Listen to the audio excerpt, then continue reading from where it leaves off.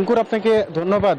সবজির দাম কিন্তু কিছুটা কমেছে, এতে ক্রেতাদের সুবিধা হলেও কিন্তু আসলে এই সবজি যারা উৎপাদন করেন বা তৈরি করেন সেই কৃষক কিন্তু আসলে বিপাকে পড়েছেন। আমি ভোরবেলা থেকেই কৃষকদের যে বাজার, সেই বাজার ঘুরেছি, সেখানে দেখেছি যে আসলে কৃষকদের উৎপাদিত সবজিগুলো কিন্তু তারা বাজারে বিক্রি করছেন ঠিকই, কিন্তু ন্যায্য মূল্য পাচ্ছেন না বলে তাদের অভিযোগ। তারা বলছেন পরিশ্রম, সারের খরচ, শ্রমিকের খরচ এবং এই চাষের যে খরচ অস্বাভাবিক হারে বেড়েছে, ফলে অল্প দামে আসলে এই সবজিগুলো বিক্রি করে তাদের পোষাচ্ছে না। আমি এই মুহূর্তে রয়েছি কুষ্টিয়া পৌর বাজারে।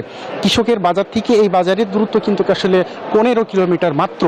এই 15 কিলোমিটার দূরত্বেই কিন্তু আসলে কৃষকের বাজারে যে সবজিগুলো আমরা দেখেছি, সেই সবজিগুলোর কিন্তু আসলে কিছু কিছু সবজির দাম কিন্তু দ্বিগুণ হয়েছে। আমি একজন ব্যবসায়ীর সাথেও কথা বলতে চাই।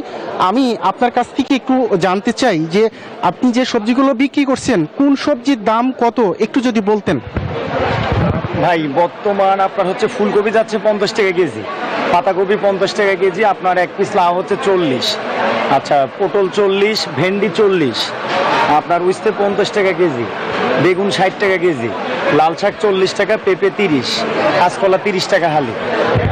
শুনছিলেন একজন খুচরা ব্যবসায়ী, যিনি বলছেন, আমি তার সাথে কথা বলেছি, তারা বলছেন যে তারা আড়ত থেকে যে দামে আসলে এই সবজিগুলো ক্রয় করেন, সেই দামের উপরে ভিত্তি করে তাদেরকে বিক্রি করতে হয়। তারা বলছেন যে হাত বদলের কারণেই মূলত আসলে কৃষক ন্যায্য মূল্য থেকে বঞ্চিত হচ্ছেন। এই যারা হাত বদলের সাথে জড়িত এই মধ্যস্বত্বভোগী ব্যবসায়ীদের কারণেই মূলত আসলে যারা বিক্রেতা বা চাষি তারা ন্যায্য মূল্য পাচ্ছেন না, অন্যদিকে কিন্তু আসলে ক্রেতাদের বেশি দামে এই সবজিগুলো বাজার থেকে ক্রয় করতে হচ্ছে। এই ছিল কুষ্টিয়ার বাজারের সবজির বাজার দর নিয়ে সর্বশেষ। একই খবর জানতে চলে যাব গাজীপুরে, সেখানে অপেক্ষা করছেন আমাদের আরেক সহকর্মী জাহাঙ্গীরের কাছে। ধন্যবাদ লালন। আমি রয়েছে এখন গাজীপুরে। আগাম যে শীতের সবজি রয়েছে, সেই শীতের সবজি কিন্তু গাজীপুরের বিভিন্ন বাজারগুলোতে উঠতে শুরু করেছে। আমি রয়েছে এখন প্রান্তিক কৃষক যারা রয়েছেন এই বাজারে বিক্রি করেন, তাদের সেই বাজারে রয়েছে। এবং আমি যদি একটু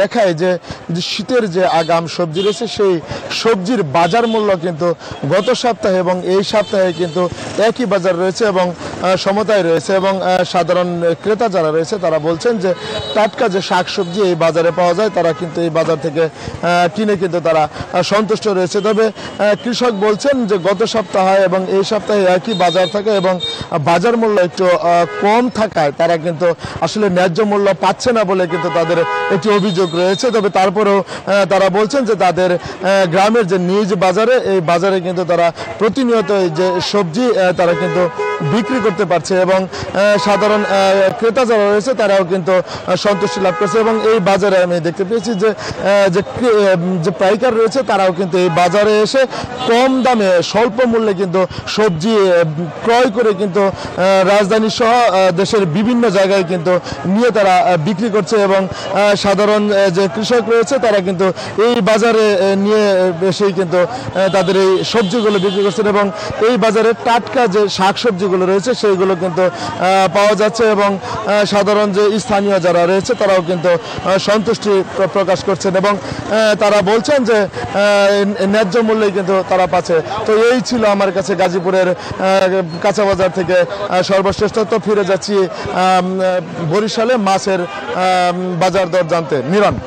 এক্সট্রিম মশার কয়েল প্ল্যান্ট ফাইবার দিয়ে তৈরি, তাই সহজে ভাঙে না, সুগন্ধিযুক্ত ও নিরবিচ্ছিন্নভাবে জ্বলে। ডেঙ্গু, চিকুনগুনিয়া বাহি সহ যে কোনো মশার বিরুদ্ধে দেয় এক্সট্রিম সুরক্ষা।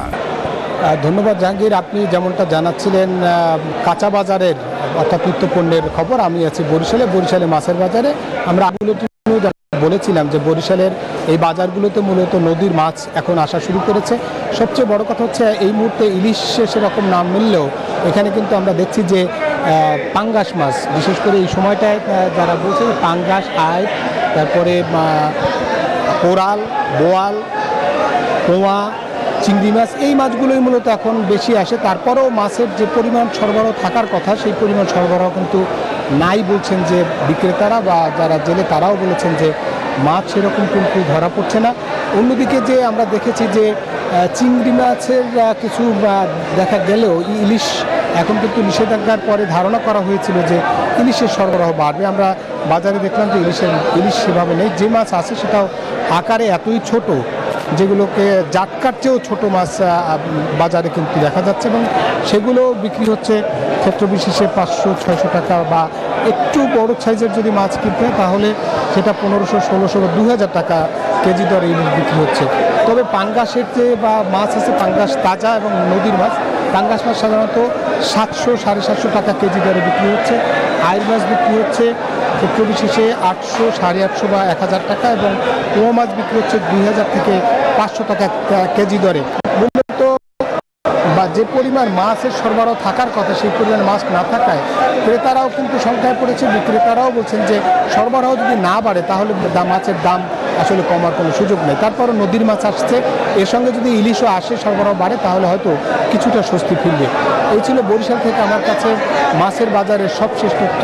একই তথ্য জানতে যাব চাঁদপুরে, সেখানে আছে আমাদের সহকর্মী খোকন। কেমন দেখছেন মাছের সরবরাহ, কেমন ইলিশ মাছ আছে কিনা?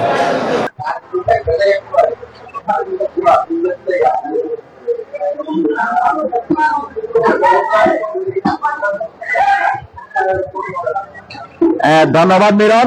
আমি আছি চাঁদপুরের প্রসিদ্ধ মাছের বাজার ওয়ালেস মাছ বাজার। সেখানে প্রতিদিন সকাল বেলায় কিন্তু এই বাজারটি এখানে শুরু করে।